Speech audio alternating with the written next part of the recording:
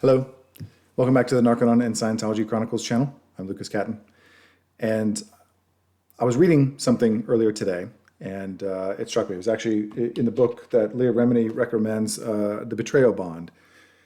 She recommends to a lot of former Scientologists to read about and help gain some good understanding. And I work in the behavioral health field in different ways, and I've had some other therapists recommend this book as well and speak very highly of it. And so I have begun reading it and getting a little bit ways into it.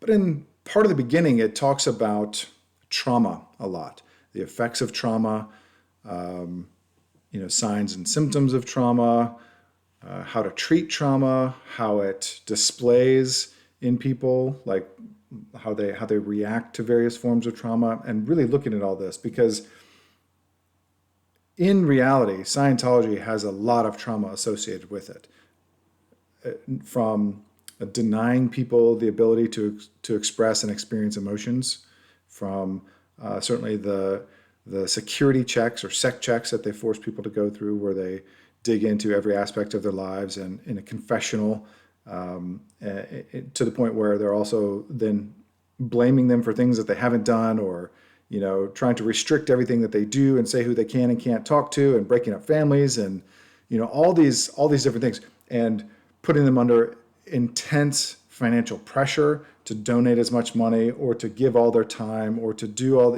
donate their kids to the Sea Org, like all these different things that Scientology demands of people. And many of these relate to or become a form of trauma. Some of it much smaller, but over a longer period of time. Some of it much more intense in terms of specific events that have happened, the loss of loved ones, etc.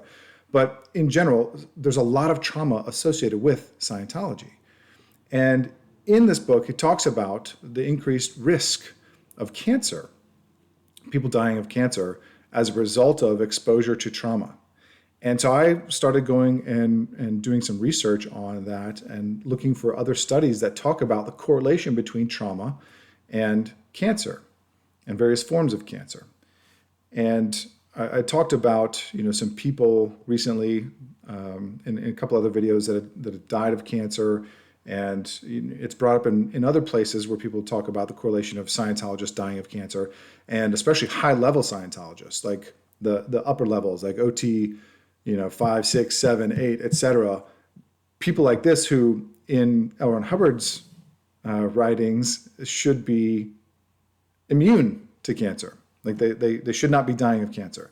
Well, one of the reasons obviously is that so many Scientologists smoke and have smoked their entire lives. And so lung cancer is one of the easy explanations of that. But there's more than that. There's much more than that. And some of this research goes into that from a medical perspective and from a clinical perspective as well. And I'm not in any way trying to be any kind of expert, but instead pointing to experts who have done this kind of research, such as certainly in the book. But another study I found from Harvard University, for example, talked about PTSD and ovarian cancer, and that women are 2 times more likely to die of ovarian cancer if they display 6 or more symptoms of PTSD prior to that. So their chances of getting it, their systems are so taxed, their body is under such intense stress mentally and as a result physically as well. And there's spiritual stress, that goes along with this also, that it starts to develop cancer cells, or if they're there starts to accelerate growth and things like that. So that's one thing. There's another meta study of 12 different studies that was conducted regarding adverse childhood events and cancer as adults, or different physical and emotional outcomes as adults. And one of the correlations was specifically with cancer. And it said physical and psychological victimization has been found to be a significant predictor of cancer risk in adulthood.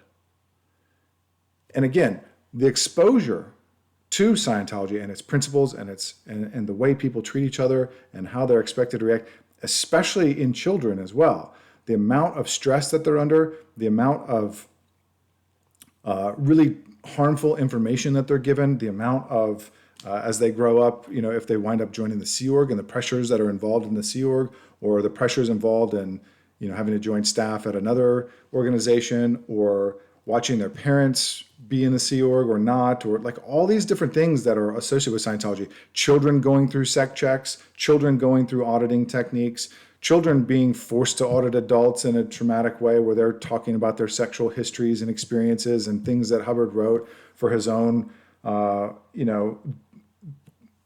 delusions that he wanted people to address. Like, there's so many different things that are traumatic to people involved in Scientology. And so no wonder, like, when we start to see some of this scientific research and medical research that shows the correlation between trauma and cancer, this really starts to open up the picture even more into why so many Scientologists, especially upper level Scientologists, and especially people who have been in for a very, very long time, including since starting as children or second generation, that sort of thing, why so many of them are dying of cancer. Yes, there's the smoking and the tobacco, there's lung cancer, there's that portion, but there's so many other forms of cancer that they're also getting and dying of.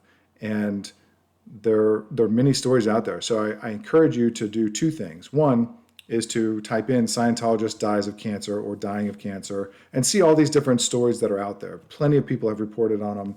And so there's blogs and chat rooms and all kind of things that you'll find information about that. But then also look at the correlation between trauma and cancer and Scientology and trauma. And you start to see that you don't have to reach too far to start connecting these dots. So when people say that former Scientologists like suck it up, you're missing a lot of the picture, because there is a significant amount of trauma that occurs for many people who are involved in Scientology for a long time. And sometimes it takes years for them to unravel that. Sometimes, it's much faster, and it depends on the person, depends on how long they're in and what happened and all their circumstances, just like other forms of trauma in life, right? This isn't anything unique in that there are other forms of trauma, but this is one of those forms of trauma, and it does need to be treated as such. It isn't just I left one group and joined another group. It's not that simple most of the time. So those are my 2 cents on cancer and Scientology, and how the trauma of being involved in Scientology can increase one's risk of cancer. That's all I got for this one. If you would, please do a favor and subscribe to this channel. If there's a lot of information that we're going to continue to put out, and your subscribing to it helps to get that information to a wider audience, and we'll continue exposing things, we'll continue sharing stories, and I look forward to continued feedback from you. I appreciate the comments, I appreciate the discussion, and we'll keep going until justice is finally served. So thanks again. Till next time. Take care.